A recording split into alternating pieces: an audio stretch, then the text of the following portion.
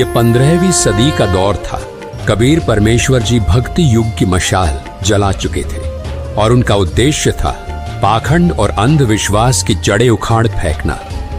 उनकी शिक्षाओं और उनके अद्वितीय आध्यात्मिक ज्ञान ने आदि सनातनी भक्ति को फिर प्रकाशित करते हुए उस काल के पाखंड रूपी तंबू में आखिरी कील ठोक दी थी। इस समय स्वर्ग प्राप्ति की झूठी आस में हजारों बुजुर्ग दंपत्ति अपनी अंतिम श्वास लेने के लिए आने लगे।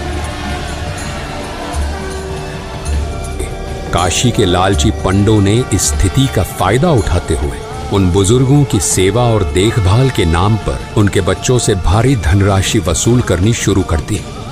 श्रद्धालु अपनी आस्था और माता पिता की स्वर्ग प्राप्ति की लालसा में इन लालची पंडितों को मनमानी रकम देते गए।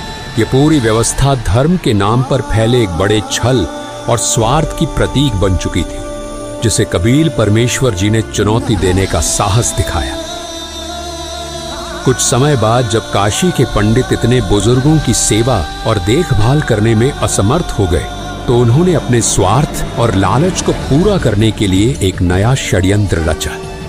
पाखंडी पंडितों ने ये अफवाह फैलानी शुरू कर दी कि गंगा नदी के किनारे भगवान का एक करोत आता है। उन्होंने ये दावा किया कि यदि कोई श्रद्धालु इस करोत के नीचे लेट जाए तो वो सीधे स्वर्ग जाएगा।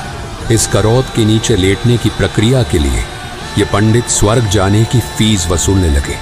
ये भ्रामक धारणा और पाखंड इतनी तेजी से फैलने लगा कि भले भले श्रद्धालु जल्दी स्वर्ग प्राप्ति की लालसा में अपने गले कटवाने तक तैयार हो गए। और जब इस पाखंड ने अपनी सीमाएं लांघ दी, तब कबीर परमेश्वर जी ने इसे चुनौती दी।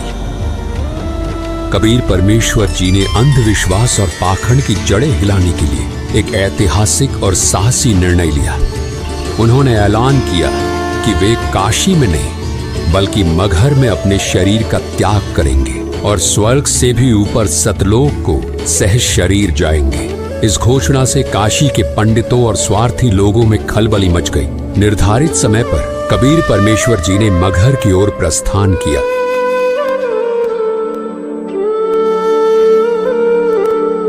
ये सुनकर काशी नरेश वीर देव सिंह बघेल अपने सैनिकों और पंडितों के साथ मगहर के लिए रवाना हो गए। मगहर पहुंचने पर वहां के शासक बिजली खान पठान, जो कबीर साहिब जी के शिष्य थे, वो भी अपने सैनिकों और मुसलमान लोगों के साथ गुरुदेव के स्वागत और अगवाई के लिए पहुंच गए। उन्होंने गुरुदेव को दंडवत प्रणाम किया। कबीर परमेश्वर जी ने उन्हें मगहर में शरीर त्यागने से पूर्व